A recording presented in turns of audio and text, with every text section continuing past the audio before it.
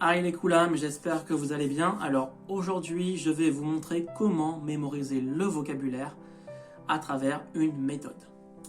Si vous avez du mal à retenir le vocabulaire, sachez que je vous comprends. En effet, lorsque l'on apprend une langue, et en l'occurrence ici l'hébreu, il y a énormément de termes à connaître. Et donc, pour pouvoir mieux retenir ce vocabulaire sur le long terme, il faudra trouver des méthodes efficaces. Je vais d'abord vous parler ici de ce que l'on appelle la courbe de l'oubli. Vous pouvez voir ici en image en quoi représente cette courbe.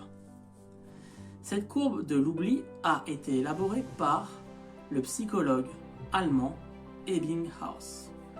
Ce psychologue allemand a en effet travaillé sur le concept de la mémorisation.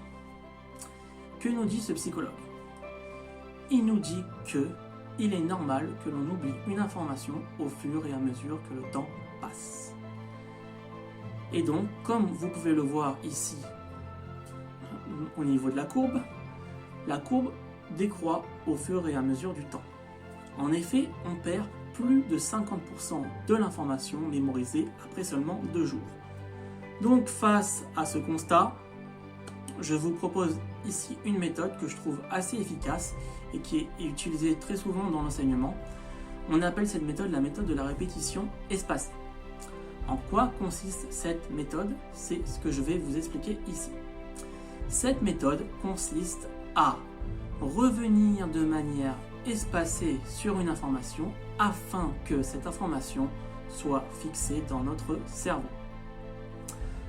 En effet, si une information revient de façon régulière, le cerveau va considérer que cette information est importante. Et donc, si cette information est importante, ça veut dire que vous aurez beaucoup plus de facilité à retenir cette information. Donc, nous allons voir ici à travers un exemple concret comment utiliser cette méthode. Imaginons que vous souhaitez apprendre une liste de mots sur un thème donné. Vous allez d'abord, bien évidemment, revoir ce vocabulaire. Puis, on va dire 1 heure après, vous allez vous tester. C'est ce que l'on appelle un rappel. Vous allez faire un premier rappel.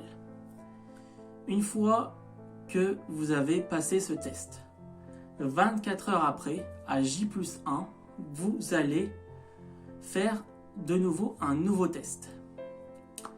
Une fois que vous avez fait ce test, à J+2, pareil, vous allez vous retester. Ensuite, à J+4, là, on a un peu espacé l'intervalle de temps. À J+4, vous allez revoir d'abord les informations que vous souhaitez retenir, puis ensuite, vous allez vous retester sur ce vocabulaire.